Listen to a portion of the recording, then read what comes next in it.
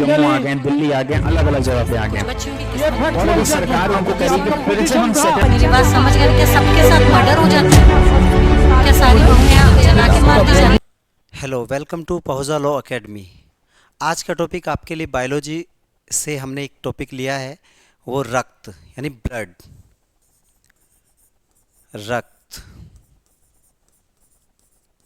Blood, ये बहुत important topic है। यहाँ से क्वेश्चंस आपके एग्जाम में काफ़ी बार आए हैं और आगे भी संभावना है कि क्वेश्चंस आते रहेंगे, और यहाँ से क्वेश्चंस आता ही है।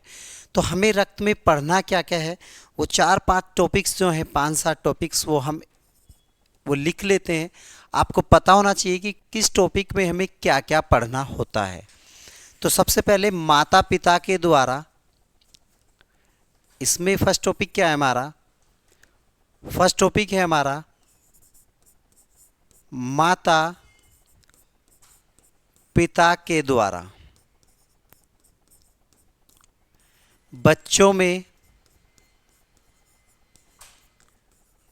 ब्लड ग्रुप का जाना।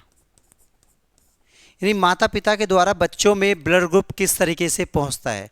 यदि माँ का ब्लड ग्रुप ए है और पिता का ब्लड ग्रुप ए बी है, तो बच्चे का ब्लड ग्रुप कौन सा होने की संभावना है। फर्स्ट टॉपिक ये है। सेकंड टॉपिक है आपका प्लाज्मा। थर्ड टॉपिक है बेटा आपका RBC। नेक्स्ट टॉपिक आपका फोर्थ है WBC। जो फिफ्थ टॉपिक है आपका वो है बिम्बाणु। बिम्बाणु, इसको बोलते हैं प्लेलेट्स। प्लेलेट्स। आपने देखा होगा कि अभी बहुत ज़्यादा भारत में डेंगू का प्रकोप रहा है, मलेरिया का प्रकोप रहा है, टाइफाइड का प्रकोप रहा है, वायरल फीवर का प्रकोप रहा है। यानी फीवर किसी भी प्रकार का हो, किसी भी प्रकार का कोई भी फीवर आया है, या किसी वायरस के कारण हुआ है, बैक्टीरिया के कारण हुआ है, लेकिन अब एक सामान्य बात ये हो गई कि सभी फीवर में प्लेलेट्स डाउन जा रही हैं। तो वो प्लेलेट्स डाउन जाने का कारण क्या है, वो कैसे प्लेलेट्स डाउन जाती हैं, उनको कैसे हम रिकवर कर सकते हैं, तो बिम्बाणु उन्हीं को बोला जाता है। आपका है रक्त का, 6 टॉपिक है आपका रक्त का थक्का जमना। आपने देखा होगा कि कहीं यदि कोई चोट लग जाती है तो कुछ समय बाद वहाँ रक्त जम जाता है, तो वही रक्त का थक्का जमना कैसे। नेक्स्ट टॉपिक है हमारा यानी रक्त से संबंधित, यानी ब्लड से संबंधित बीमारी। ब्लड से संबंधित कौन कौन सी बीमारियां हैं, नेक्स्ट टॉपिक है हमारा। नेक्स्ट टॉपिक हम ले लेते हैं, 8वां टॉपिक है हमारा जो रक्त से संबंधित क्या है, हमारी जीके, यानी जनरल स्टडीज़। कुछ फैक्ट्स होते हैं जो रक्त से संबंधित हैं, वो फैक्ट्स भी हमें आपको बताने हैं। उन फैक्ट्सों का एक बार देखना है कि रक्त से संबंधित कौन कौन से फैक्ट्स हैं, वो बताएंगे, और ब्लड से संबंधित कौन कौन सी बीमारी है और रक्त का थक्का कैसे कैसे जमता है। तो ये 8 टॉपिक हम आपको ब्लड में पढ़ाएंगे बेटा, कि माता पिता के द्वारा बच्चों में ब्लड ग्रुप का जाना आपका फर्स्ट टॉपिक है। सेकेंड टॉपिक है आपका प्लाज्मा क्या होता है। थर्ड टॉपिक है आपका RBC WBC। नेक्स्ट बिम्बाणु यानी प्लेलेट्स, रक्त का थक्का जमना, और रक्त यानी ब्लड से संबंधित बीमारी कौन कौन सी होती हैं, और रक्त से संबंधित जीके क्या है। तो फर्स्ट टॉपिक जो है हमारा बेटा, आप टॉपिक की ओर बढ़ते हैं। यानी टॉपिक हमारा जो चल रहा है वो आप सब जानते हैं कि ब्लड हमारा टॉपिक चल रहा है।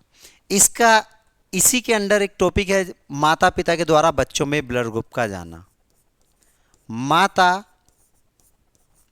पिता के द्वारा बच्चों में ब्लड ग्रुप का जाना, ये बहुत इंपॉर्टेंट है, आप लोगों को जानना भी है। कहीं भी जाने से पहले आप खुद पता होगा आपको, जब कोई भी टेस्ट कराते हैं तो आपका ब्लड ग्रुप क्या है ये पूछ लिया जाता है। यदि आपको किसी को ब्लड डोनेट करना है, या किसी को प्लाज्मा डोनेट करना है, या प्लेलेट्स डोनेट करनी है, तो सबसे पहले आपसे यही पूछा जाता है कि आपका ब्लड ग्रुप क्या है, या कोई पूछता है कि आप ब्लड डोनेट करना है, आपको ब्लड ग्रुप पता है। वैसे आप यदि कहीं भी ब्लड डोनेट करने जाते हो, कुछ भी काम है, तो वो ऑलरेडी आपका चेक करेंगे, लेकिन फिर भी आपको खुद के अपने ब्लड ग्रुप का पता होना चाहिए। यदि आपको अपने मदर फादर का ब्लड ग्रुप पता है तो संभवतः आपको अपना ब्लड ग्रुप भी पता होगा, यानी संभावना आपकी ये होगी कि ये तो नहीं हो सकता, ये होगा। तो हमें समझना है कि आज हम बहुत सारी चीज़ों को लेकर समझेंगे, इसमें बहुत सारे फैक्टों को लेकर बात करेंगे, कॉन्सेप्टों को लेकर बात करेंगे, तो ध्यान दीजिए। तो यहाँ कुछ पॉइंट है जिसके माध्यम से आप इसको समझेंगे। ओ सभी के साथ जाता है, ओ सभी के साथ जाएगा। ओ जो है बेटा वो सभी के साथ जाएगा, बट जो ए बी ब्लड ग्रुप है उसके साथ नहीं जाएगा, ए बी ब्लड ग्रुप वाले के साथ नहीं जाएगा। ये बात समझ में आएगी बेटा। ओ सभी के साथ में जाता है। यदि आपका ब्लड ग्रुप, किसी का ब्लड ग्रुप ए है, किसी का बी है, तो यदि डोनेट करने वाला ओ है तो ओ सभी को चला जाएगा। तो ओ सभी के साथ जाता है बट ए बी के साथ नहीं जाता है। यदि आ भी गया तो इन दोनों को वो क्या कर देता, पृथक कर देता, ए को अलग कर देता, बी को अलग कर देता है। ये बात बेटा क्लियर हो गई। नेक्स्ट आपको समझना यहां ये है, ए के साथ यदि ए बी आता है या ब्लड ग्रुप बी के साथ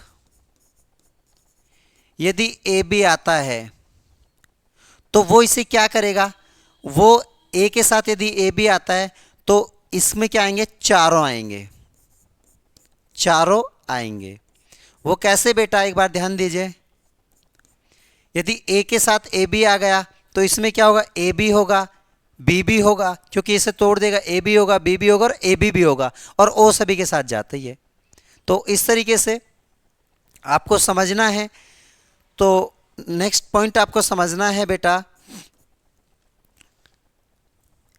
ए बी के साथ, ए बी के साथ यदि ए बी आ जाता है तो वो इसको क्या कर देगा बेटा, वो इसको तोड़ भी देगा और इसको जोड़ भी देगा। इसका मतलब क्या है कि इसको पृथक भी कर देगा और इनको वो यानी एक भी कर लेगा। तो नेक्स्ट स्लाइड पे हम देखते हैं बेटा हमें ब्लड ग्रुप कैसे जानना है।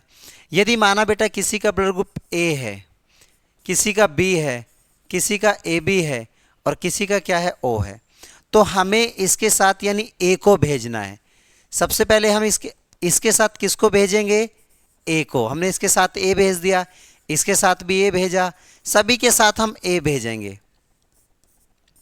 तो हमें जानना है कि ए के साथ में क्या आ गया बेटा, ए। तो ए के साथ में जब ए है तो ए तो ब्लड ग्रुप होगा ही होगा। यदि मदर का ब्लड ग्रुप ए है, फादर का ब्लड ग्रुप ए है, तो ओबियसली जो संतान पैदा होगी उसका ब्लड ग्रुप या तो ए होगा या बेटा संभावना है कि ओ होगा, क्योंकि ओ तो सभी के साथ जाएगा, मैंने बताया है। यदि ए के साथ बी आ जाए या बी के साथ ए आ जाए तो इसमें क्या होता है बेटा, इसमें चार होते हैं। ए के साथ क्या होता है, ए बी होगा, बी भी होगा और यहाँ ए बी भी होगा और ओ सभी के साथ जाता ही जाता है। ये आपको पता होगा। यदि इसके साथ में क्या आ जाता है बेटा, बी के साथ ए आ जाए या ए के साथ बी आ जाए तो क्या आएंगे बेटा, चार आएंगे। देखो मैंने बोला था कि यदि ए बी के साथ ए आ जाए या बी आ जाए तो वो क्या करेगा, आपको ध्यान दो बेटा, वो इसको पृथक कर देगा। ये दोनों अलग अलग कर दिए और इनको वो एक भी कर देगा। ये बात क्लियर होगी। आप समझो, यदि ए के साथ ए आ गया बेटा, यदि मदर का ब्लड ग्रुप ए है और फादर का ब्लड ग्रुप ए है तो संतान जो बेटा पैदा होगी उसका ब्लड ग्रुप या तो ए होगा या ओ होगा। यदि मदर का ब्लड ग्रुप बी है और फादर का ब्लड ग्रुप ए है या परिवर्तन है तो ब्लड ग्रुप जो बनेगा संतान का उसका बेटा ए भी हो सकता है, बी भी हो सकता है, ए बी भी हो सकता है, ओ भी हो सकता है। यदि बेटा मदर का ए बी ब्लड ग्रुप है, फादर का ए है, तो इस परिस्थिति में क्या होगा, यानी ए होगा या बी होगा या ए बी होगा। ये चीज़ क्लियर है। यदि बेटा फादर का या मदर का किसी एक का ओ है, किसी एक का ए है, तो इस परिस्थिति में क्या होगा, ए भी हो सकता है और ओ भी हो सकता है। ये फर्स्ट कंडीशन है बेटा, इसमें चार कंडीशनें बनेंगी। फर्स्ट कंडीशन मुझे भरोसा है कि आप लोगों को क्लियर होगी। देखो, यदि मदर का ब्लड ग्रुप ए है, मदर का ए, फादर का ए, तो ब्लड ग्रुप संतान कौन कौन सी होंगी? यदि मदर का बी, फादर का ए, तो संतान कौन कौन सी होंगी? यदि मदर का ए बी, फादर का ए, तो संतान कौन कौन सी होंगी? यदि मदर का ओ, फादर का ए, तो संतान कौन कौन सी होंगी? बेटा अभी हमने फर्स्ट कंडीशन ली है। सेकंड कंडीशन बेटा आप हम इधर देख लेते हैं। तो वही ब्लड ग्रुप ए बी और बेटा क्या हो गया ए बी, और उसके बाद में क्या हुआ बेटा हमारा ओ। अब हमने इसके साथ में ए मिलाया था ब्लड ग्रुप, अब हम इसको लेकर चलते हैं बी। अब हम ब्लड ग्रुप कौन सा मिला रहे हैं? बी मिला रहे हैं। तो यहाँ हमें पता होना चाहिए बेटा कि अब हमारा यहाँ कौन सा ब्लड ग्रुप होगा। तो आपको पहले बताया बेटा, देखो यहाँ देखो, यदि बी के साथ ए आ जाए या ए के साथ बी आ जाए तो क्या हो गए? चारों हो जाएंगे। तो इसमें क्या होगा बेटा, ए के साथ बी आ गया तो ए बी होगा, बी बी और ए बी भी होगा बेटा, और ओ भी होगा। यदि आपकी मदर का ब्लड ग्रुप ए है और आपके फादर का ब्लड ग्रुप बी है, तो उनसे जो संतान उत्पत्ति हुई है, उनसे जो संतान बनी है, उनका ब्लड ग्रुप ए भी हो सकता है, बी भी हो सकता है, ए बी भी हो सकता है और ओ भी हो सकता है, क्योंकि ओ सभी के साथ जाता है। यदि बी है तो बी वाले का बेटा बी रहेगा और ओ सभी के साथ जाएगा ही। यदि ए बी के साथ बी जाएगा, तो मैंने क्या बोला था, ए बी के साथ बी जाए या ए बी के साथ ए जाए, तो वो क्या करता है बेटा, वो इसको पृथक कर देगा और इनको एक भी कर देगा। यानी इनको तोड़ दिया अलग अलग, फिर एक भी कर दिया। ए बी के साथ यदि बी जाता है तो ए भी हो सकता है, बी भी हो सकता है और बेटा ए भी हो सकता है। और ओ के साथ यदि बी आता है तो बेटा यहाँ ओ भी हो सकता है और बी भी हो सकता है। ये कंडीशन आपको क्लियर हो गई। अभी हमने बेटा फर्स्ट कंडीशन पे क्या लिया है, ए लिया है। यदि blood group A B O है, उसमें यदि ए वाला है तो क्या कंडीशन होती है। फिर हमने ब्लड क्या लिया है बेटा, यहाँ सेकंड कंडीशन में ब्लड ग्रुप बी लिया है। अब इसी तरीके से हम थर्ड कंडीशन लेते हैं बेटा। यदि थर्ड कंडीशन की बात करें तो यदि किसी का ब्लड ग्रुप ए है, किसी का बी है, किसी का बेटा ए बी है और किसी का क्या है ओ। अब हमने क्या मिलाया था, पहले बेटा ए मिलाया, उसके बाद बी मिलाया। अब हमको ब्लड ग्रुप कौन सा चाहिए, ए बी। ए बी, ये बात क्लियर हो गई। तो आपको यहाँ ये पता होना चाहिए अब यहाँ से क्या बनेगा। मैंने कहा यदि ए बी के साथ ए आ जाए तो ये बेटा क्या करता है, इसको पृथक कर देता है। फिर क्या करता है, इसको यो एक कर देता है। ए बी के साथ यदि ए आ जाता है तो वो उसको जोड़ भी देता है, वो उसको अलग भी कर देता है।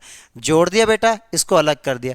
ए बी के साथ बी आ जाए बेटा, तब भी ये कंडीशन रहती है कि वो इसको क्या करता है, ए बी के साथ बी आ जाता है तो ये ए हो गया और ये बी हो गया, ये क्या हो गया बेटा, ए बी हो गया। नेक्स्ट कंडीशन में बेटा यदि ए बी के साथ ए बी आ जाता है, नेक्स्ट कंडीशन क्या बेटा, यदि ए बी के साथ ए बी आ जाता है तो वो इसको पृथक भी करेगा और इसको वो एक भी करेगा। तो ए बी के साथ क्या आ गया बेटा, ए बी आ गया, तो ये ए हो गया, ये बी हो गया, पृथक कर दिया। अब इन दोनों को इसने क्या कर दिया, एक कर दिया। ये चीज़ क्लियर हो गई।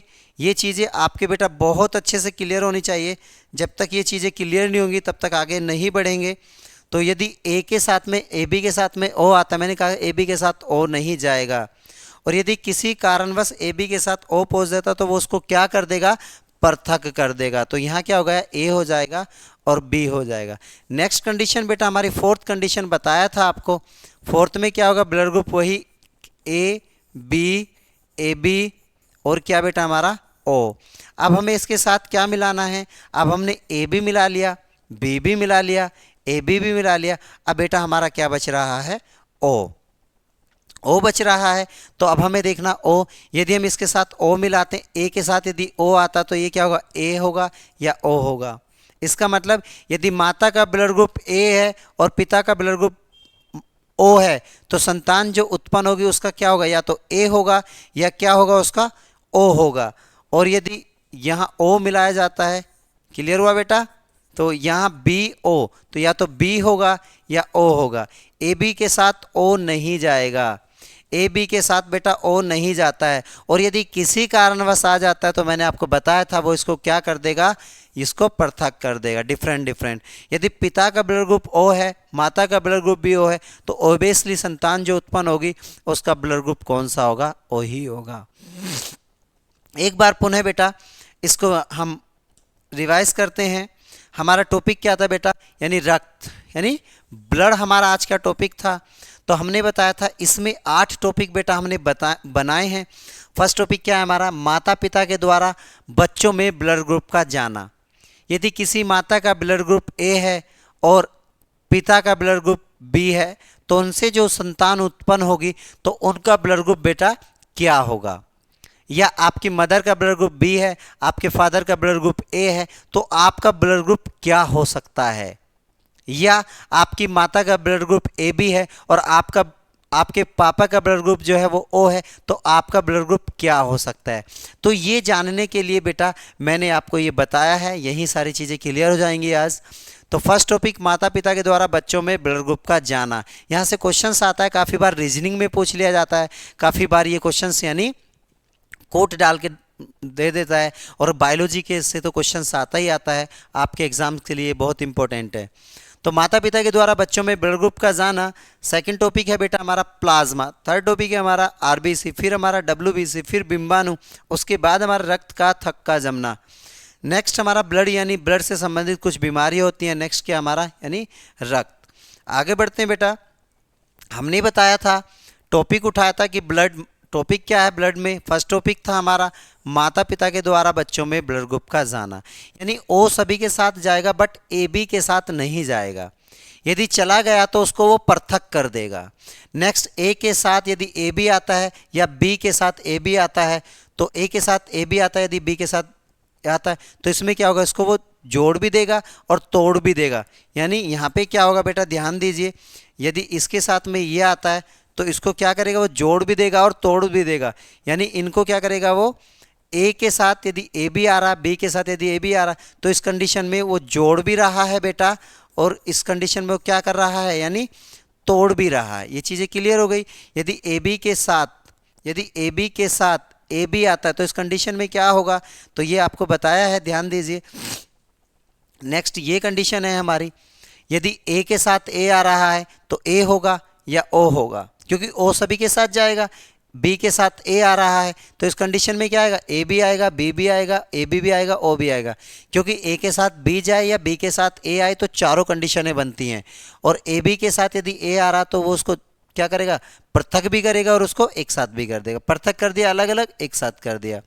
ओ के साथ बेटा ए आया तो ऑब्वियसली ओ के साथ ए आया, ओ तो रहना है सभी के साथ, और ए हो गया। फिर एक हमने बी मिलाया तो ए के साथ बी मिलाएगा, तो ए के साथ बी मिलाओ या बी के साथ ए, तो चारों कंडीशन हो सकती हैं। बी के साथ बी रहेगा तो बी तो बनेगा ही बनेगा, ओ सभी के साथ जाता है। ए बी के साथ मैं बताया हूँ पीछे कि ओ नहीं जाएगा, तो ए बी के साथ यदि बी आ जाए या ए आ जाए तो इसको पृथक करेगा और इसको एक भी करेगा। ए बी के साथ देखो ओ आया है तो इसमें बी तो रहना और ओ आ गया। नेक्स्ट बेटा, ए बी के साथ यदि ब्लड ग्रुप ए आता है तो इस कंडीशन में ये क्या करता है, ए बी को इसको ये पृथक भी कर देता है और इसको एक भी कर देता है। देखो ए अलग कर, दोनों अलग अलग कर दिए, फिर जोड़ दिए। फिर बी आ गया, बात वही है, पृथक कर दिया अलग अलग, फिर ये जोड़ दिए। नेक्स्ट ए बी के साथ ए बी आता है तो इसने पृथक कर दिया, इसको जोड़ दिया। नेक्स्ट ये आया तो इसको ए होगा या बी होगा, क्योंकि ए बी के साथ ओ नहीं जाएगा, किसी कारणवश बेटा आ गया तो उसको वो क्या करेगा, यानी अलग अलग कर देगा। ओ यदि ए बी के साथ आ गया तो इसको क्या करेगा बेटा, यानी अलग अलग कर देगा। ये चीज़ क्लियर हो गई। यहाँ इसके साथ ओ, ए के साथ ओ तो ए या ओ, बी के साथ वो सेम पोर्शन है बेटा, यहाँ तो कोई समझने की बात ही नहीं है। नेक्स्ट बेटा हमारा क्या था, प्लाज्मा। प्लाज्मा की हम बात करते हैं। जो बेटा प्लाज्मा है ये बहुत इंपॉर्टेंट है, प्लाज्मा से अक्सर क्वेश्चन पूछा जाता है। प्लाज्मा से बेटा पहला क्वेश्चन तो यही बन जाता है कि इसे पदार्थ की चौथी अवस्था कहा जाता है। पदार्थ की जो चौथी अवस्था है, पदार्थ की चौथी अवस्था किसे कहा जाता है बेटा, प्लाज्मा को पदार्थ की चौथी अवस्था कहा जाता है। तो जब बेटा हमें चौथी अवस्था पता चली तो इससे पहले कि पदार्थ में 3 अवस्थाएं होती हैं, वो 3 अवस्था का ज्ञान होना बड़ा ज़रूरी है बेटा। एक ठोस अवस्था होती है बेटा, एक द्रव, एक कौन सी होती है, गैस। तो ये काफ़ी बार पूछा गया कि पदार्थ कितनी अवस्था में होता है, तो 3 अवस्थाओं में होता है। मूलतः पदार्थ 3 अवस्थाओं में होता है, ठोस, द्रव, गैस। परंतु प्लाज्मा को पदार्थ की चौथी अवस्था कहा जाता है। ये बात बेटा क्लियर हो गई। वैसे पदार्थ की पांचवी अवस्था भी है जो बोर्नस्टीन को कहा जाता है, तो बोर्नस्टीन को पदार्थ की पांचवी अवस्था कहा जाता है। ये भी क्लियर हो गया, चौथी क्लियर हो गई, पांचवी क्लियर हो गई, तीन आपको पता चला। अब हमको बेटा जानना है जो प्लाज्मा है ये हमारे ब्लड के अंदर पाया जाता है। प्लाज्मा पाया कहाँ जाएगा? ये पाया कहाँ जाता है? पाया जाता है, पाया जाता है। ये पता होना चाहिए बेटा प्लाज्मा कहाँ पाया जाता है, तो ये ब्लड में पाया जाता है। डायरेक्टली क्वेश्चन आता है कि प्लाज्मा जो है वो कहाँ पाया जाता है। प्लाज्मा बेटा हमारा ये ब्लड में पाया जाता है। ये चीज़ें क्लियर होगी। और प्लाज्मा हमारे जो ब्लड में होता है वो लगभग कितने % होता है? यानी 65% प्लाज्मा होता है। हमारे ब्लड के अंदर बेटा 65% क्या होता है? प्लाज्मा होता है। और इसकी मात्रा बेटा अधिक होने के कारण जो ब्लड होता है, ब्लड का जो रंग है बेटा वो हल्का हल्का कैसा दिखाई देता है? यानी पीले कलर का दिखाई देता है। ये काफ़ी बार क्वेश्चन पूछा गया है कि ब्लड का रंग हल्का किसके कारण दिखाई देता है। तो जो बेटा ब्लड है उसका रंग हल्का जो पीला होता है वो किसके कारण दिखाई देता है? तो वो यानी प्लाज्मा के कारण ही दिखाई देता है। तो प्लाज्मा कितने % पाया जाता है बेटा? 65% पाया जाता है। तो आगे बढ़ें तो ब्लड में जो प्लाज्मा होता है वो 65% होता है। लेकिन कभी कभी बेटा यदि यहाँ से इस तरीके से ना पूछे तो डायरेक्ट आपको ये क्या करना है, यानी 55 से 65%, यानी 55% से लेकर 65% के बीच में ब्लड में क्या होता है? यानी प्लाज्मा होता है। अब जो ब्लड है बेटा, अब हम इसको अपना आप में आगे कुछ बताएंगे। माना कि ये बेटा ब्लड है, तो ब्लड में कौन सी चीज़ें कितनी मात्रा में होती हैं ये आपका जानकारी रखना बड़ा ज़रूरी है। तो जो ब्लड होता है, ब्लड में बेटा 90% जो होता है हमारा वो क्या होता है? H2O यानी वाटर। तो ब्लड में सर्वाधिक मात्रा में क्या पाया जाता है? तो ब्लड में सर्वाधिक मात्रा में जो होता है वो क्या है? ब्लड होता है। यानी जो बेटा ब्लड है, ब्लड में सर्वाधिक मात्रा में क्या होगा? यानी H2O। या आप मैं बात कर रहा हूँ ऑप्शंस पे डिपेंड करता है बेटा। यदि ऑप्शंस में उसने प्लाज्मा दिया कि प्लाज्मा में सर्वाधिक मात्रा में क्या पाया जाता है, तो फिर आपको H2O ही टिक करना है। H2O को ही आपको क्या करना है कि किस में सर्वाधिक मात्रा में पाया जाता है। यानी जो प्लाज्मा है, प्लाज्मा में सर्वाधिक मात्रा में पाया जाने वाला क्या है? तो ये ब्लड ही होता है, जो यानी जल होता है जो सर्वाधिक मात्रा में पाया जाता है। तो प्लाज्मा में 90% क्या पाया जा रहा है बेटा? ये ब्लड के अंदर क्या होता है बेटा? प्लाज्मा। ऑप्शन में बेटा जब ये नहीं है तो तब आपको इसको टिक करना है। ऑप्शन में यदि ये नहीं है तो आपको ये करना है, और ये है तो फिर आपको ये करना है। ये चीज़ें क्लियर हो गई। तो क्वेश्चंस है कि अब मैं इसको यहाँ थोड़ा सा आपको बता देता हूँ, एक बार ध्यान दीजिए कि जो ब्लड है तो प्लाज्मा कितने % होता है? यानी प्लाज्मा में जो H2O है वो कितने % होता है? यानी 90% होता है। या यदि प्लाज्मा ऑप्शन नहीं है और उसमें 90% दिया हुआ है, क्योंकि रक्त में ब्लड 90% नहीं होता है, वो प्लाज्मे में ही होता है। लेकिन कभी कभी प्लाज्मा वो ऑप्शन में नहीं देता, ब्लड दे देता है। तो इस कंडीशन में बेटा आपको करना क्या है? वो ब्लड ही आपको टिक करना है। यदि ऑप्शन में ये नहीं है, इनमें से कोई नहीं। उसमें बेटा 7% क्या पाया जाता है? इसमें 7% बेटा प्रोटीन पाया जाता है। तो क्वेश्चन आएगा कि प्लाज्मा में प्रोटीन कितने % होता है? तो प्लाज्मा में प्रोटीन बेटा कितने % होता है? तो प्लाज्मा में प्रोटीन 7% होता है। नेक्स्ट बेटा 90 और कितना हो गया? 7 हो गया। और तो 1% प्लाज्मा में क्या होता है बेटा? गैस होती है। गैस की मात्रा प्लाज्मा में कितने % पाई जाती है? तो गैस की मात्रा प्लाज्मा में 1% पाई जाती है। उसके बाद में बेटा प्लाज्मा में जो होता है यानी अकार्बनिक तत्व होते हैं। तो 1% में क्या पाए जाते हैं? हमारा अकार्बनिक तत्व, अकार्बनिक तत्व। नेक्स्ट क्या होता है? यानी अन्य होता है। तो अब हमें पता होना चाहिए कि जो प्लाज्मा में बेटा हमारी गैसेस होती हैं वो कौन कौन सी गैसेस हैं जो प्लाज्मा के अंदर होती हैं। तो एक नाइट्रोजन गैस होती है और दूसरी गैस कौन सी होती है हमारी? यानी कार्बन डाइऑक्साइड। तो यहाँ दो गैसेस होती हैं, एक नाइट्रोजन गैस होती है और एक कौन सी होती है हमारी? CO2, कार्बन डाइऑक्साइड गैस होती है। अब इसमें जो बेटा प्रोटीन पाया जाता है, तो इसमें 3 तरीके के प्रोटीन पाए जाते हैं। एक तो प्रोटीन होता है एल्बुमिन, एल्बुमिन। एक होता है गामा ग्लोबिन, गामा ग्लोबिन। एक प्रोटीन बेटा इसमें होता है फाइब्रोनिजन, फाइब्रोनिजन। इसी प्रोटीन को बेटा प्रोथेम्बिन बोलते हैं, प्रोथेम्बिन। फाइब्रोनिजन या प्रोथेम्बिन प्रोटीन कहाँ पाया जाता है बेटा? ये प्लाज्मा में पाया जाता है। फिर बोल रहा हूँ, बार बार बोल रहा हूँ कि प्लाज्मा ऑप्शन में नहीं मिलेगा तो आपको क्या लगाना है? आपको ब्लड लगाना है, क्योंकि ब्लड का ही फंक्शन है। ये चीज़ें क्लियर हैं? तो इसमें कितने प्रोटीन होते हैं? 3 प्रोटीन पाए जाते हैं। एल्बुमिन प्रोटीन होता है, फाइब्रोनिजन प्रोटीन होता है, और हमारा गामा ग्लोबिन प्रोटीन होता है।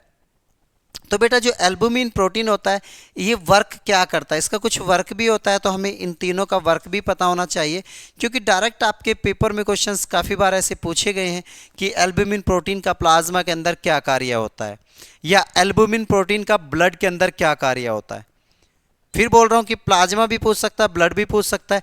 एल्बुमिन प्रोटीन का ब्लड के अंदर कार्य क्या होता है? एक दाब होता है बेटा, परासरण दाब। तो इसका काम क्या होता है? जो प्रासरण दाब है उसको ये नियंत्रण करता है। तो प्रासरण दाब को नियंत्रण करना अर्थात कंट्रोल करने का कार्य किसका होता है?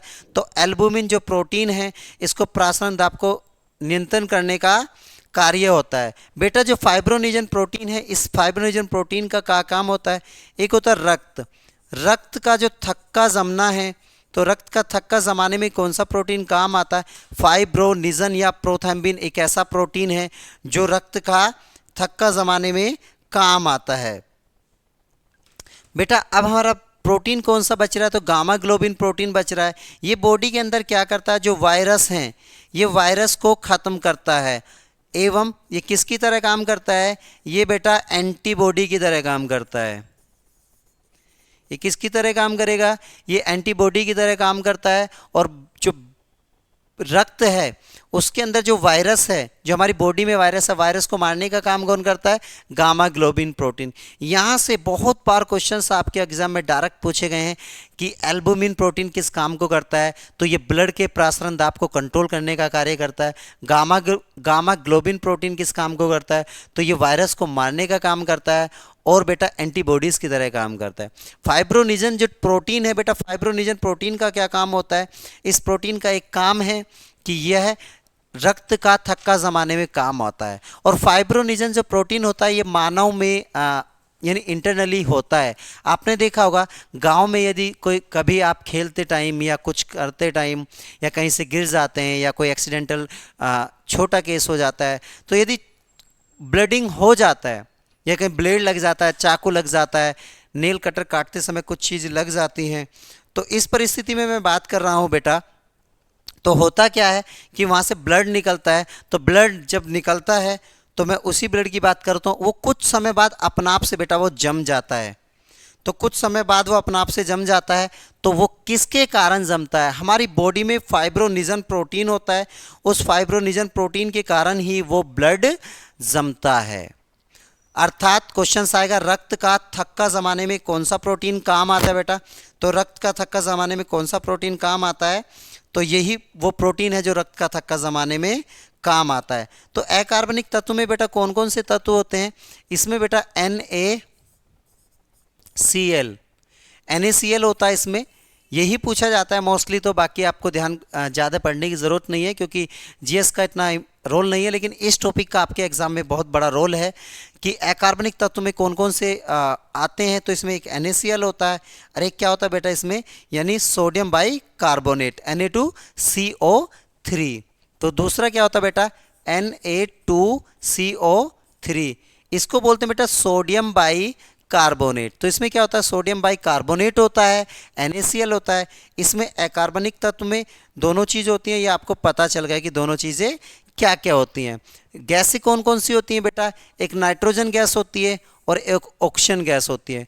प्रोटीन बेटा 7% में जो होता है वो कौन कौन सा होता है? एल्बुमिन होता है, गामा ग्लोबिन होता है। ये दोनों चीज़ें आपको पता चल गई। जो बेटा ये है हमारा कि गैसेस इसमें क्या काम करती हैं। तो जो हमारा ब्लड है, ब्लड को ये किस रूप में काम कर रही हैं, या प्लाज्मा में जो गैसेस हैं जैसे नाइट्रोजन गैसेस है, कार्बन डाइऑक्साइड गैसेस है, ये गैसेस किस कार्य को करती हैं।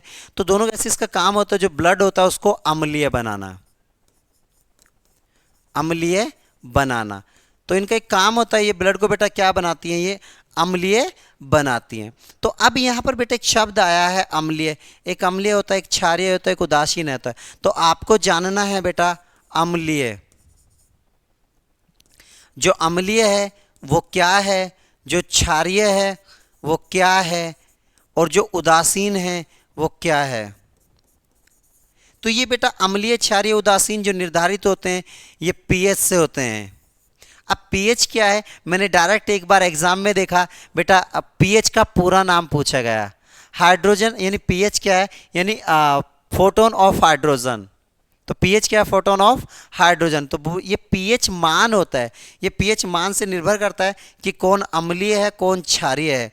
यदि एक से बेटा, यदि जिन वस्तुओं का या जिन चीज़ों का तापमान 1 से 7 के बीच में है, तो वो कैसी है बेटा, 1 से 7 के बीच में है, तो वो कैसी होंगी, वो अम्लीय होंगी। क्या है, पीएच मान, पीएच मान। जिसका पीएच मान 1 से 7 के बीच में वो अम्लीय होंगी, जिसका 7 से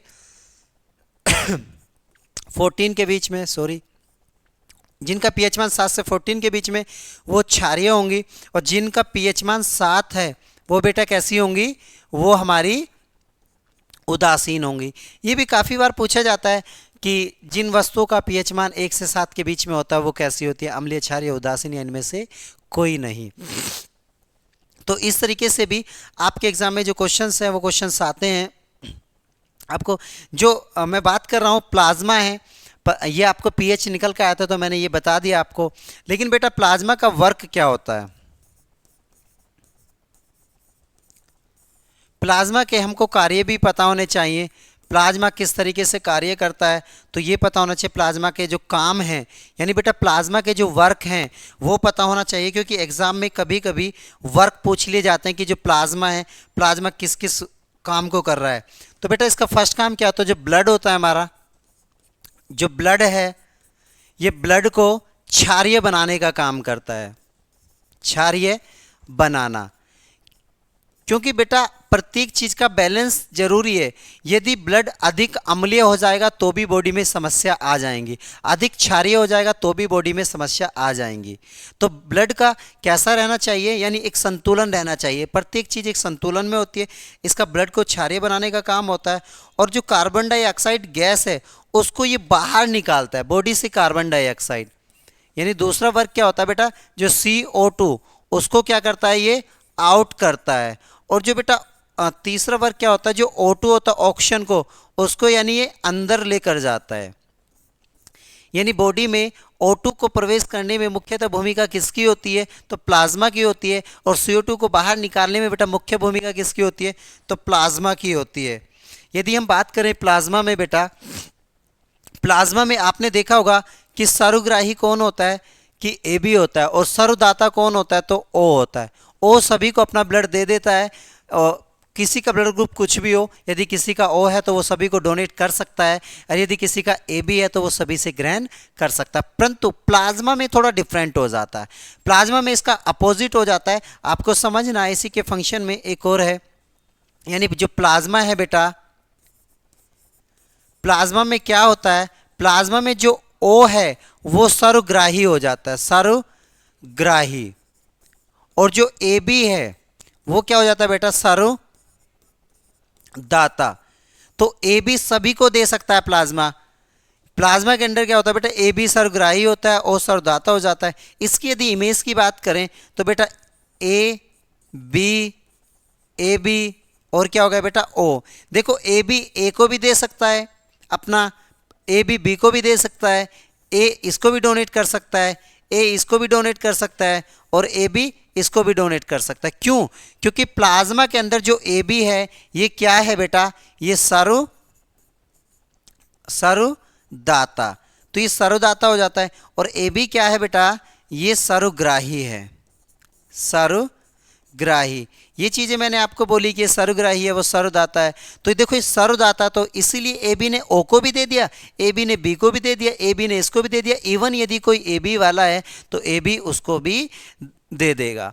यदि इसी इमेज को बेटा हम यदि ब्लड में बनाए प्लाज्मा से अलग, तो ओ क्या होता है? सर्वदाता। सर्वदाता। ए बी क्या होता है बेटा? सर्वग्राही। ए बी बेटा सर्वग्राही होता है और सर्वदाता होता है। तो यहाँ कुछ इमेज इस तरीके से बनेगी। ओ यहाँ इधर बना देंगे हम बेटा, ए हो गया, यहाँ बी हो गया, यहाँ ए बी आ गया। तो देखो ओ सर्वदाता है इस बार। ये क्या सर्वदाता? इसने इसको भी दे दिया बेटा, इसको भी दे दिया, ये इसको भी डोनेट कर सकता है, ये इसको भी डोनेट कर सकता है, इवन ये इसको भी डोनेट कर सकता है। क्यों? क्योंकि हम ब्लड की बात करें, नॉट प्लाज्मा। तो ब्लड में क्या होता है? जब ब्लड डोनेट होता है तो ओ क्या होता है बेटा? सर्वदाता। ए बी क्या होता है? सर्वग्राही। तो ये बात आपके अच्छे से समझ में आ गई होगी। ए बी किस में सर्वग्राही होता है? ब्लड में। ओ सर्वदाता किस में होता है? ब्लड में। परंतु यदि हम प्लाज्मा में जाते हैं तो ये इमेज क्या हो जाती है? अपोजिट हो जाती है, ये उल्टा हो जाती है। क्योंकि वहां पर जो ए बी है वो सर्वदाता बन जाता है और जो ओ है वो सर्वग्राही बन जाता है। ये बात आपके यहाँ तक क्लियर हो गई होगी। तो आगे बढ़ें। उसके बाद में बेटा टॉपिक है आप लोगों का, देखो फर्स्ट टॉपिक आपका क्लियर हुआ है, तो सेकंड टॉपिक क्या था आप लोगों का? यानी आरबीसी। आरबीसी। तो आरबीसी का पूरा नाम है बेटा रेड ब्लड कॉर्पसल्स, यानी लाल रक्त कणिका। इनको बेटा हिंदी में कहा जाता है लाल रक्त कणिकाएं। बेटा ये तो हम लोग उस लैंग्वेज का प्रयोग कर रहे हैं जिस लैंग्वेज को कंपटीशन प्रयोग करता है। वैसे आरबीसी, डब्ल्यूबीसी और प्लेलेट्स को डॉक्टरी लैंग्वेज में अदर नामों से भी जाना जाता है। हमें इतनी डेप्थ में जाना नहीं है, इतनी ज़रूरत नहीं है, मुझे उनकी जानकारी है, परंतु मैं बताने का प्रयास नहीं करूँगा क्योंकि वो चीज़ें बेटा डेप्थ में चली जाएंगी और आप लोगों को उनसे कोई फ़ायदा नहीं है। तो चीज़ें वो तैयार करो जो आपके एग्ज़ाम के पॉइंट ऑफ व्यू से रिलीवेंट हो। तो बेटा आरबीसी की यदि मैं बात करूं, यानी रेड ब्लड कॉर्पसल्स की बात करूं, अर्थात यानी लाल रक्त कणिकाएं की बात करूं, तो सबसे पहले तो यही जान लीजिए जो ऊंचाई पर व्यक्ति रहते हैं, ऊंचाई पर व्यक्ति अर्थात लोग, जो व्यक्ति ऊंचाई पर रहते हैं उनके जो ब्लड है, उनके ब्लड में बेटा जो आरबीसी है, आरबीसी उसकी मात्रा अधिक पाई जाती है और जो हीमोग्लोबिन है ये अधिक होता है। ऊंचाई पर रहने वाले लोगों में आरबीसी की मात्रा अधिक होती है और उनमें हीमोग्लोबिन की मात्रा अधिक होती है। इसीलिए बेटा जो ट्रेनिंग कैंप होते हैं वो अधिकतर ऊंचाई वाले स्थानों पर ही बनाए जाते हैं ताकि ऊंचाई पर जाने से हीमोग्लोबिन की मात्रा बढ़ जाए, बॉडी में आरबीसी की मात्रा बढ़ जाए और हमारा जो प्रतिभा है, प्रतिभा में हम बेहतर से बेहतर प्रदर्शन कर सकें। देखो आप सब जानते हैं बॉडी के अंदर यदि हीमोग्लोबिन नहीं रहेगा, डाउन हो जाएगा, तो शरीर में सुस्ती आ जाएगी, कमज़ोरी आ जाएगी। और देखो ऊंचाई पर जैसे चलते हैं, ऊंचाई पर चलने से ऑटोमेटिक ही यानी रक्त में हीमोग्लोबिन की मात्रा और आरबीसी की मात्रा बढ़ जाती है। यही कारण है मोस्टली जो भी ग्राउंड होते हैं खिलाड़ियों के, एथलीट के जो भी ग्राउंड होते हैं वो ऊंचाई वाले स्थान पर बनाए जाते हैं। जैसे कि राजस्थान के कुर्फी में समथिंग एक है, आपने हिमाचल में देखा होगा। तो जितने भी ऊंचाई वाले स्थान हैं यानी ट्रेनिंग सेंटर मोस्टली वहीं बनाए जाते हैं। एवं और भी आपने देखा होगा जितने भी आर्मी में भर्ती होते हैं व्यक्ति, उन सभी बच्चों के ट्रेनिंग कैंप एक शीत एरिया की तरफ नज़र आते हैं या फिर एक ऊंचाई वाले स्थान पर नज़र आते हैं। ये चीज़ें क्लियर हैं बेटा? तो आपको ये पता होना चाहिए कि आरबीसी लाल रक्त कणिकाएं कहा जाता है। ऊंचाई पर जाने से ब्लड में आरबीसी की मात्रा बढ़ जाती है, तो इसका नाम है, इसका वैज्ञानिक नाम कभी कभी पूछ लिया जाता है बेटा, तो एरिथ्रोसाइट। आपको पता होना चाहिए कि इसका वैज्ञानिक नाम क्या है, एरिथ्रोसाइट। इसका वैज्ञानिक नाम बेटा आपको पता होना चाहिए, ये क्या इसका वैज्ञानिक नाम। तो इसका वैज्ञानिक नाम क्या बेटा, एरिथ्रोसाइट इसका वैज्ञानिक नाम है। और बेटा आरबीसी जो है इसका जो जन्म है, इसका जन्म कहाँ होता है? आपने एक नाम सुना होगा, यानी अस्थि मज्जा, अस्थि मज्जा, या आपने नाम सुना होगा बोन मैरो, या आपने नाम सुना होगा लिम्फ, लिम्फ नोड। अस्थि मज्जा, बोन मैरो या लिम्फ नोड में इसका जन्म होता है। यदि आपने बेटा ये नाम नहीं सुने हैं तो मैं आपको बता रहा हूं, आपने किसी भी जानवर या किसी भी जीव की आपने हड्डी देखी होगी, इवन मानव की भी मैं हड्डी की बात कर रहा हूं, तो मानव की हड्डी के बीच में यानी क्या भरा होता है, यानी हल्का सा चूरन सा भरा होता है, तो उसे क्या कहा जाता है, बोन मैरो, उसे बोन मैरो कहा जाता है। यानी वो ताकत होती है हड्डियों की, वो जो चूरन होता है वो हड्डियों की ताकत होती है। तो हड्डियों के जो बीच में एक भरा होता है पदार्थ, उसको क्या कहा जाता है, अस्थि मज्जा कहा जाता है, बोन मैरो कहा जाता है, या लिम्फ नोड कहा जाता है। बेटा इसका जन्म हो गया, देखो ये पृथ्वी है, इस पृथ्वी पर यदि किसी चीज का जन्म है तो मृत्यु भी निश्चित है। तो अब इसकी मृत्यु कहाँ होती है, काफी बार पूछा जाता है कि आरबीसी का कब्र गृह कहाँ है। या तो बेटा मृत्यु बोल सकते हो, या आप इसको कब्र गृह कह सकते हो। तो आरबीसी का जो कब्र गृह है वो बेटा किसे कहा जाता है, वो प्लीहा, प्लीहा या तिल्ली, प्लीहा या तिल्ली या स्प्लीन। तो आरबीसी जो है बेटा वो प्लीहा, तिल्ली या स्प्लीन में जाकर ये मर जाती है। तो आरबीसी की मैं बात कर रहा हूं बेटा, इसके जीवन काल को लेकर यदि बात करें तो इसका जीवन काल कितने दिन का होता है, तो जीवन काल एक बार जरूरी है, क्योंकि जीवन काल बेटा एग्जाम में काफ़ी बार पूछ लिया जाता है। इसका जीवन काल लगभग में 120 डे के आसपास में होता है। तो आरबीसी का जो जीवन काल होता है बेटा लगभग में 120 डे के आसपास में होता है।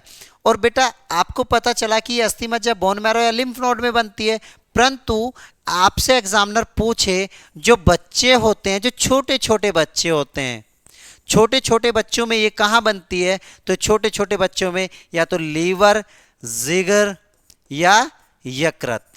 बात एक ही है बेटा, सिर्फ नामों का ही अंतर है। कभी एग्जामिनर लीवर दे देता है, कभी जिगर दे देता है, कभी यकृत दे देता है। तो बच्चों में आरबीसी का निर्माण कहाँ होता है, लीवर, जिगर या यकृत में आरबीसी का निर्माण होता है। और जो बेटा आरबीसी आपने देखा होगा कि विदाउट आरबीसी के भी ब्लड निकाला जाता है बॉडी से, विदाउट आरबीसी के भी निकाला जाता है, विदाउट प्लेलेट्स के भी निकाला जाता है, और विदाउट डब्ल्यूबीसी के भी निकाला जाता है, विदाउट प्लाज्मा के भी निकाला जाता है। तो ये जो फंक्शन है बेटा ब्लड के, तो ये अलग अलग हैं। तो यहाँ जो है ये अलग से यदि हम आरबीसी को चढ़ाते हैं बेटा, यदि आपकी बॉडी में आरबीसी की कमी है, आरबीसी की बेटा यदि कमी है, और अदर से यदि आपको आरबीसी डोनेट किया जाता है, तो ये आरबीसी आपकी बॉडी में 60 दिन तक रुकेगा, अर्थात 2 माह। 2 माह में यदि आपकी बॉडी ने आरबीसी बनाना काम कर दिया, आरबीसी बनाना तैयार कर दिया, या आरबीसी बनाना जारी कर दिया, तो आगे आरबीसी चढ़ाने की आवश्यकता या नहीं होगी। वरना यदि नहीं किया तो पुनः फिर आपको आरबीसी की आवश्यकता होगी। तो आरबीसी के लिए पढ़ना है बेटा, आरबीसी ध्यान दीजिए, अदर से चढ़ाते हैं तो 60 दिन रहता है, लाल रक्त कनिकाएं कहा जाता है, रेड ब्लड कॉर्पसल्स कहा जाता है, जीवन काल 120 दिन होता है। ऊंचाई पर जाने से आरबीसी की संख्या बढ़ती है। और आपको एक देखो कितनी अच्छी जानकारी मिली, यदि ऊंचाई पर जा रहे हैं तो आरबीसी की संख्या बढ़ रही है, और कहने लगे कि सर ऊपर जाने पे बढ़ रही है तो क्या नीचे जाने पे कुछ प्रभाव पड़ेगा? हाँ बिल्कुल, नीचे जाने पे जो आरबीसी है उसकी संख्या कम हो जाती है। ऊपर जाने पे आरबीसी की संख्या बढ़ती है और नीचे जाने पे आरबीसी की संख्या बेटा घट जाती है। और आरबीसी की संख्या की हम बात करते हैं बेटा, ये आपको चीज़ें क्लियर हुआ है। इसके बाद बेटा आरबीसी जो है उसके यदि घटने से कहीं आरबीसी बेटा घट जाती है और कहीं आरबीसी बढ़ जाती है। तो बेटा घटने का मतलब माइनस और बढ़ने का मतलब क्या है, प्लस। तो आरबीसी के घटने और बढ़ने से मानव की बॉडी में रोग हो जाते हैं। यदि आरबीसी की संख्या घट जाती है तो पॉलीसाइथीनिया एक नामक रोग है, तो वो हो जाता है। कौन सा रोग है? पॉलीसाइथीनिया।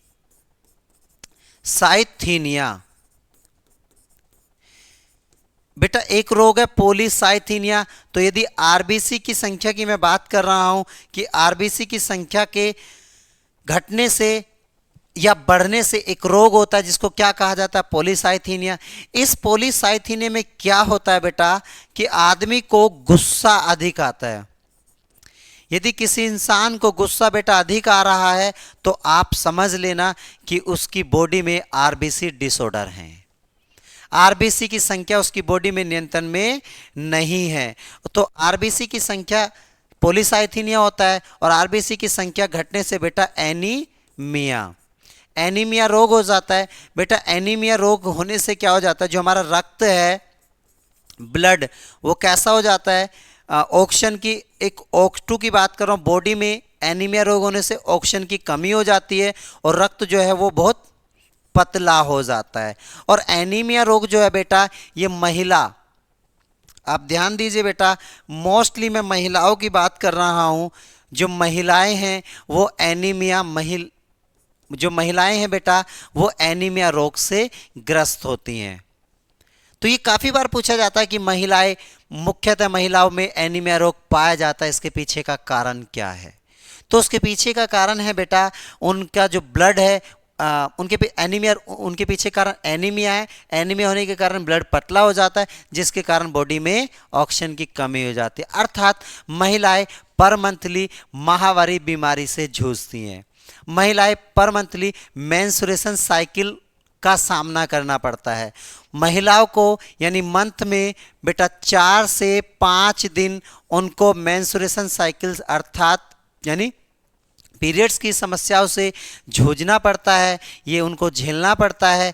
इसी कारण से 4 से 5 दिन लगातार उनकी ब्लडिंग चलती रहती है, जिस कारण उनकी बॉडी से ब्लड कम हो जाता है और ब्लड कम होने के परिणाम स्वरूप उनको एनीमिया हो जाता है। और एनीमिया रोग होने का जो ब्लड है वो पतला हो जाता है और ऑक्सीजन की कमी हो जाती है। तो इसीलिए महिलाएं पीरियड्स के समय यानी मेंस्ट्रुएशन साइकिल के समय 4 से 5 दिन तक लगभग वो यानी कैसी रहती हैं? बहुत बेचैन सी रहती हैं या मुरझाई हुई सी रहती हैं। उनके शरीर में ताकत सी नहीं आती। क्यों? क्योंकि बेटा उनकी बॉडी में ऑक्सीजन की कमी होती है। ऑक्सीजन की कमी किस कारण होती है? क्योंकि उनकी बॉडी में आरबीसी जो है वो कम हो जाता है। बेटा आरबीसी कम क्यों हो रहा है? क्योंकि माहवारी में उनका ब्लड बॉडी से बाहर जा रहा है, तो उस ब्लड के सहारे उनमें आरबीसी की मात्रा जा रही है, जिसके कारण बॉडी में बेटा आरबीसी की कमी हो जाती है, जिसके परिणाम स्वरूप उनको एनीमिया रोग हो जाता है। और एनीमिया रोग से बेटा ब्लड पतला हो जाता है और उनकी बॉडी में ऑक्सीजन की कमी हो जाती है, जिसके परिणाम स्वरूप महिलाओं को 4 से 5 दिन पीड़ा सहन करनी पड़ती है। ये क्लियर हुआ बेटा आपको? जो आरबीसी हैं बेटा, आपको आरबीसी में भी पता होना चाहिए कि आरबीसी जो है ये ब्लड के अंदर ही तो है बेटा। आरबीसी ब्लड के अंदर है। तो आरबीसी में क्या क्या पाया जाता है? जैसे मैंने आपको बताया कि ब्लड जो है उसमें प्लाज्मा है, प्लाज्मा में 90% पानी है, 7% प्रोटीन है, 1% गैस है, 1% अकार्बनिक तत्व हैं। तो वैसे ही बेटा उसमें आरबीसी भी है। तो आरबीसी में क्या क्या पाया जाता है? तो 65% इसके अंदर बेटा क्या होता है? H2O यानी जल। आरबीसी रेड ब्लड कॉर्पसल्स के अंदर बेटा 65% पानी होता है और उसमें मात्र 35% क्या होता है? यानी हीमोग्लोबिन। इसमें 35% क्या होता है बेटा?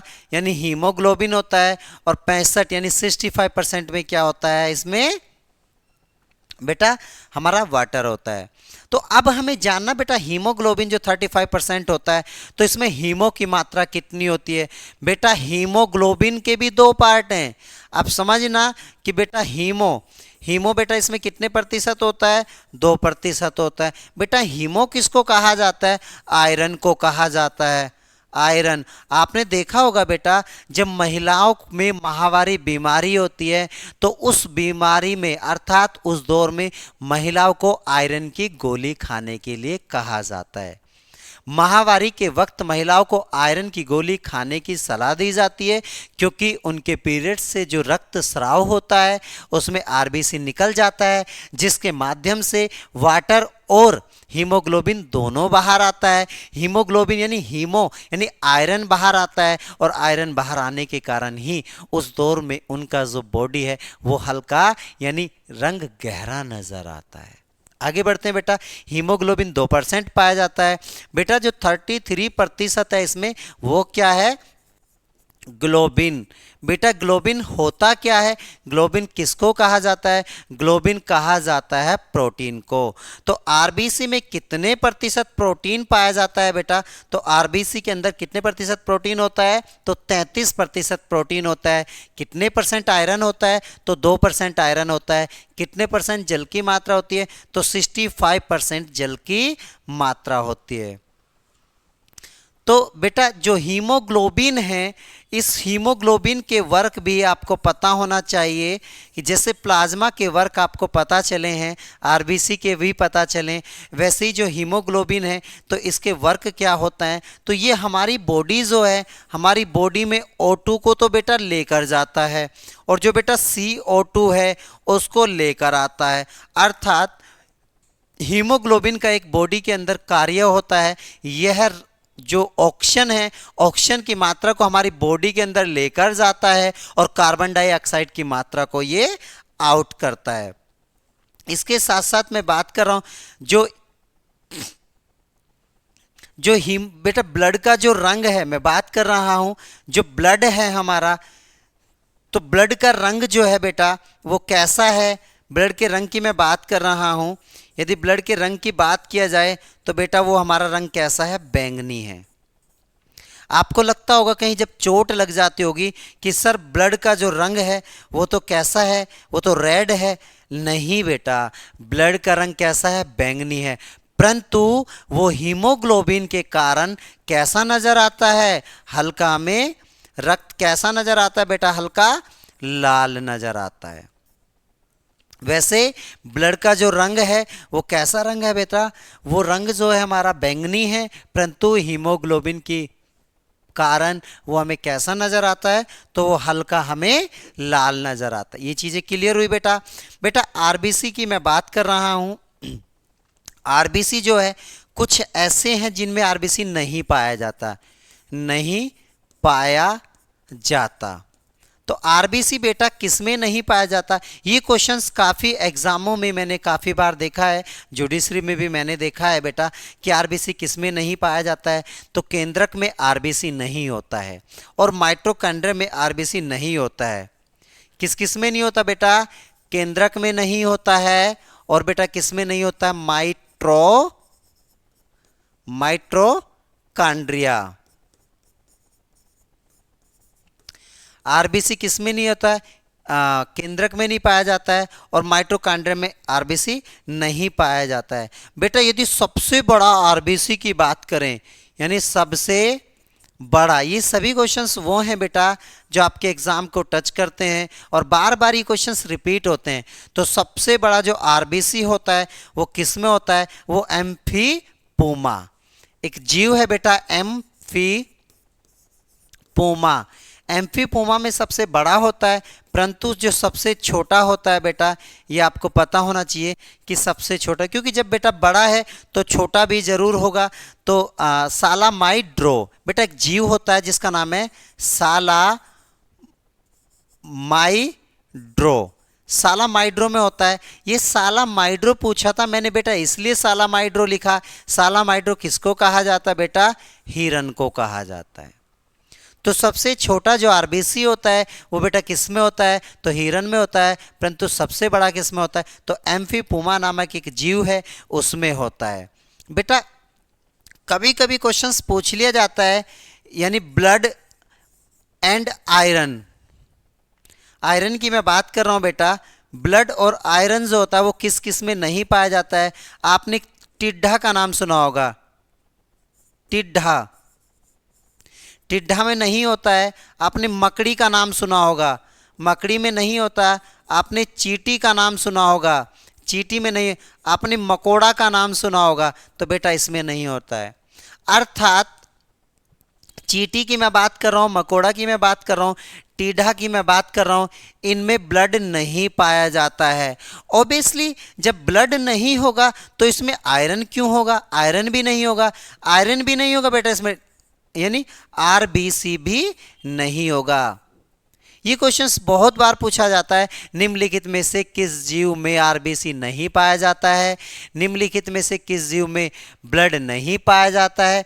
निम्नलिखित में से किस जीव में आयरन नहीं पाया जाता है? तो बेटा आरबीसी, आयरन और ब्लड ये तीनों किस में नहीं पाए जाते हैं? यानी चींटी में नहीं पाए जाते हैं, मकड़े में नहीं पाए जाते हैं, मकोड़े में नहीं पाए जाते हैं, और मकड़ी में नहीं पाए जाते हैं, और तिलचट्टा में नहीं पाए जाते हैं। आपने सुना होगा भगवान जी का घोड़ा, उसको ही टिड्ढा कहा जाता है, उसमें भी ये नहीं पाए जाते हैं। ये चीज़ें बेटा क्लियर हो गई। आगे चलते हैं। देखो आपके कितना टॉपिक क्लियर हुआ। फर्स्ट टॉपिक माता पिता के द्वारा बच्चों में ब्लड ग्रुप का जाना। दूसरा टॉपिक आपका कौन सा चल रहा है बेटा? प्लाज्मा। प्लाज्मा क्लियर हो गया। तीसरा टॉपिक कौन सा था बेटा आपका? यानी आरबीसी। आरबीसी क्लियर हो गया। फोर्थ टॉपिक की ओर लेकर चलते हैं। ये क्या बेटा हमारा? WBC। WBC को कहा जाता है व्हाइट ब्लड कॉर्पोसल्स।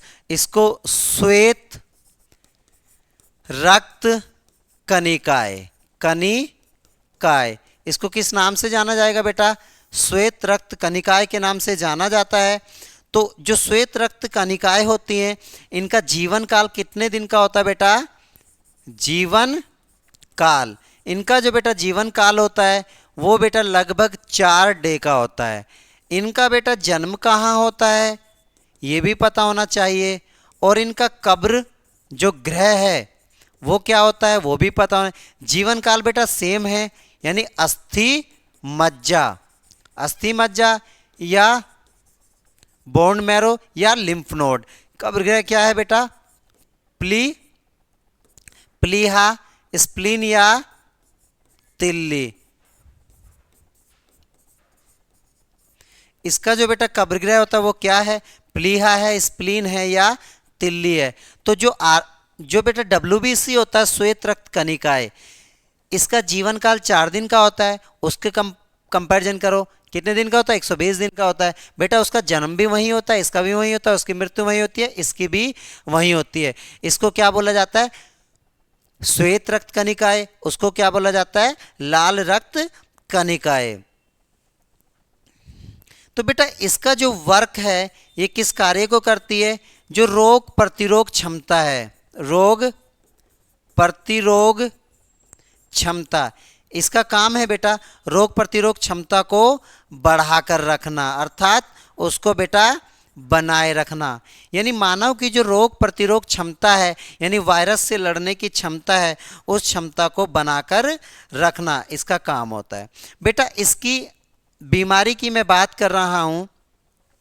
यदि WBC को इससे संबंधित जो बीमारी हैं वो बीमारी कौन कौन सी हैं, अर्थात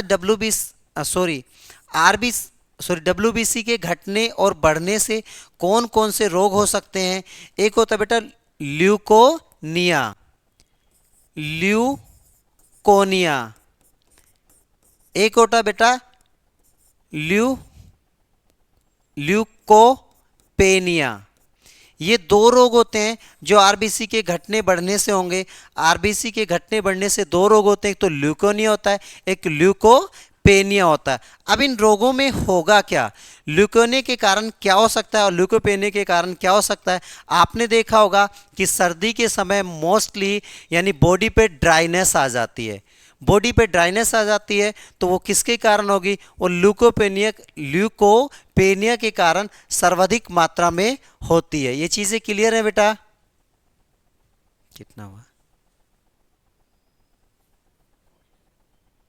कर दीजिए, ऑफ कर दो। एक टॉपिक भी कंप्लीट नहीं होता सर। ये कम से कम अभी आधा पौन घंटे का और बच रहा था। इसलिए तो मैं वीडियो बनाने का मन नहीं करता। Subscribe for more content.